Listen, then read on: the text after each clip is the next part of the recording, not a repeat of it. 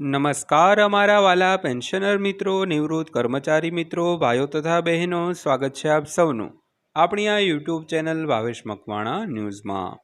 તો પેન્શનર મિત્રો, pension news ટુડેમાં આજે આપણે વાત કરવાના છીએ કેન્દ્રના ધોરણે ગુજરાત સરકારે પણ પેન્શનરો માટે આજરોજ તારીખ 8/6/2026 બપોરે કરી છે મોટી જાહેરાત। તો પેન્શનર મિત્રો, શું છે આ મોટી જાહેરાત તે જાણવા માટે આજનો વિડીયો તમે ખાસ કરીને અંત સુધી જોઈ લેજો। અને હજી સુધી જો આપણી આ ચેનલ તમે સબસ્ક્રાઈબ ન કરી હોય તો ડેઈલી આવી જ અપડેટો મેળવવા માટે અને આવા જ સમાચારો જોવા માટે આપણી આ યુટ્યુબ ચેનલ અત્યારે જ સબસ્ક્રાઈબ કરી લેજો પેન્શનર મિત્રો। કારણ કે અમે તમારા માટે ખૂબ જ દિલથી અને ખૂબ જ મહેનતથી આવા નવા વિડીયો બનાવતા હોઈએ છીએ। તો અમને થોડોક સપોર્ટ કરવા માટે અમારી આ ચેનલને સબસ્ક્રાઈબ કરી લેજો અને અમારા વિડીયોને લાઈક પણ કરી દેજો, જેથી કરીને અમને થોડું પ્રોત્સાહન મળે અને રોજે રોજ તમારા માટે આવા નવા વિડીયો બનાવી શકીએ। તો શરૂ કરીએ આજનો આ વિડીયો। તો સૌથી પહેલાં વાત કરીએ તો 8મા કેન્દ્રીય પગાર પંચ એટલે કે CPCની આસપાસ ચાલી રહેલી ચર્ચાઓએ કેન્દ્ર સરકારના કર્મચારીઓ અને પેન્શનરોમાં વ્યાપક રસ જગાડ્યો છે। તો જેમાં ફિટમેન્ટ પરિબળ સૌથી મહત્વપૂર્ણ તત્વ તરીકે ઉભરી રહ્યું છે।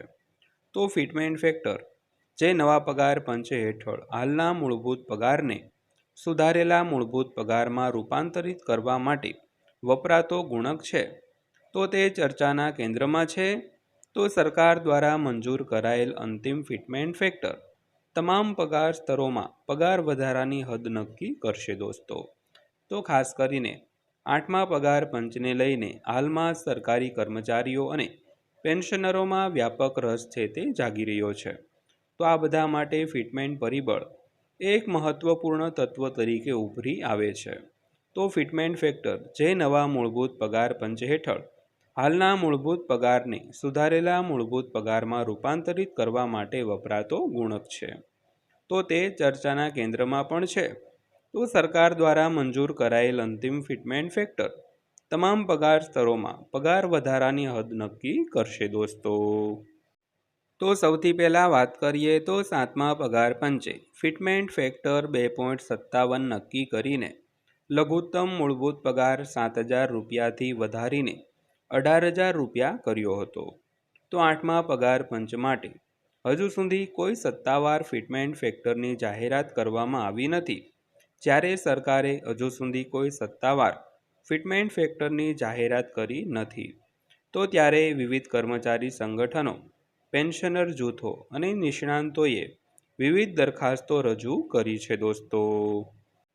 તો હાલમાં માંગણીઓ રૂઢિચુસ્ત 1.92થી મહત્વકાંક્ષી 3.83 સુધીની છે। તો કર્મચારીઓની અપેક્ષાઓ અને સરકારને આખરે નાણાકીય રીતે શક્ય લાગતી બાબતો વચ્ચેના વિશાળ અંતરને પ્રકાશિત કરે છે।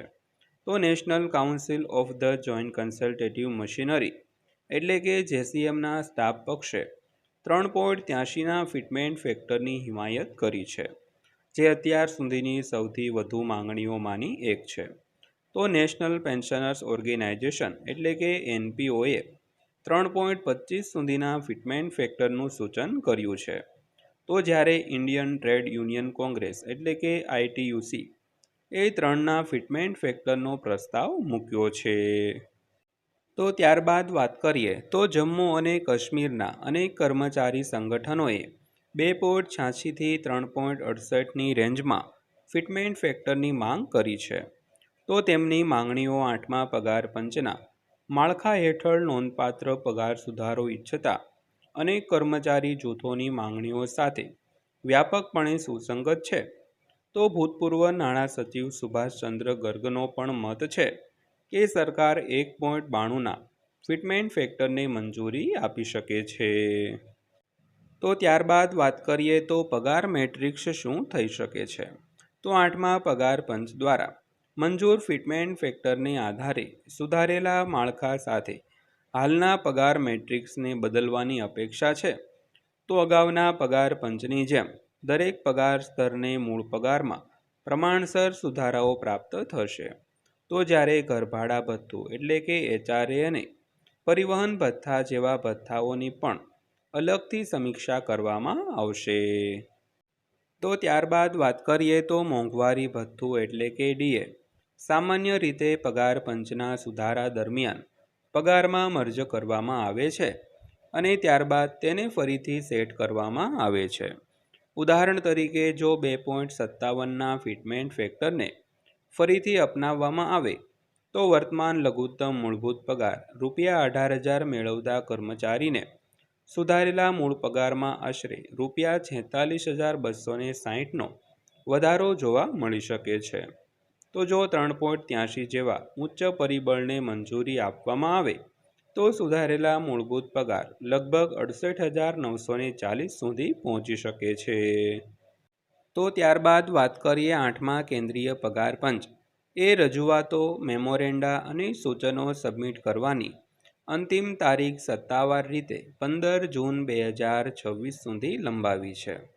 તો કેન્દ્ર સરકારે 17 જાન્યુઆરી 2025ના રોજ 8મા પગાર પંચની જાહેરાત કરી હતી અને તે 1 જાન્યુઆરી 2026થી અમલમાં આવવાની છે। જોકે એકવાર કમિશન તેનો અંતિમ અહેવાલ રજૂ કરે અને સત્તાવાર કેન્દ્રીય મંત્રીમંડળને મંજૂરી મેળવે પછી વાસ્તવિક પગાર અમલીકરણ 2027ના મધ્યમાં અથવા 2028ની શરૂઆતમાં થવાની ધારણા છે। તો સત્તાવાર અહેવાલ 2027ના મધ્યમાં અપેક્ષિત છે કારણ કે સમિતિને તેની ભલામણોને અંતિમ સ્વરૂપ આપવા માટે 18 મહિનાનો સમય આપવામાં આવ્યો હતો। તો ત્યારબાદ અંતમાં જોઈએ તો 8મા પગાર પંચ હેઠળ પગાર સુધારાના સ્કેલને અંતિમ ફિટમેન્ટ પરિબળ નક્કી કરશે। તો હાલમાં ચર્ચા હેઠળના પ્રસ્તાવોને આધારે લઘુત્તમ મૂળભૂત પગાર ₹18,000થી વધીને ₹34,560 અને ₹68,940ની વચ્ચે થઈ શકે છે, જે 92%થી 283% સુધીનો ઉછાળો છે। જોકે કર્મચારીઓએ યાદ રાખવું જોઈએ કે આંકડા અંદાજ અને માંગણીઓ છે, સત્તાવાર ભલામણો નહીં।